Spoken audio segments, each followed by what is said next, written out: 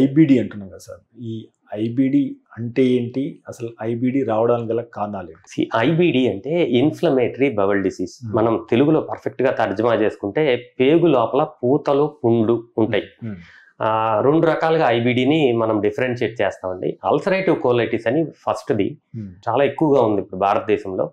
Ulcerative colitis అంటే పేరులోనే ఉంది. కోలైటిస్ అంటే కోలాన్కి మాత్రమే, పెద్ద పేగుకు మాత్రమే పూత కానీ అల్సర్స్ పుండ్లు కానీ పడే అవకాశము.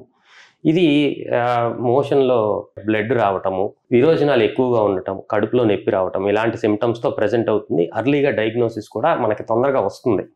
సో ఇది జనరల్గా ఇనీషియల్గా ఇన్ఫెక్షన్ అని చెప్పి యాంటీబయాటిక్స్ ఇవ్వటం, యాంటీబయాటిక్స్ ఇచ్చిన తర్వాత కూడా కొంచెం టెంపరీగా రిలీఫ్ ఇచ్చి మళ్ళీ ప్రాబ్లం ఉంటే వెంటనే మనం కొలనోస్కోపీ అనే పరీక్ష చేసుకుని దీన్ని కనుక్కుంటాం జరుగుతుంది. మీరు తీసుకునే అదే మందులు, అదే నాణ్యమైన మందులు మెడ్ ప్లస్ బ్రాండ్స్ పై సగం ధరకే.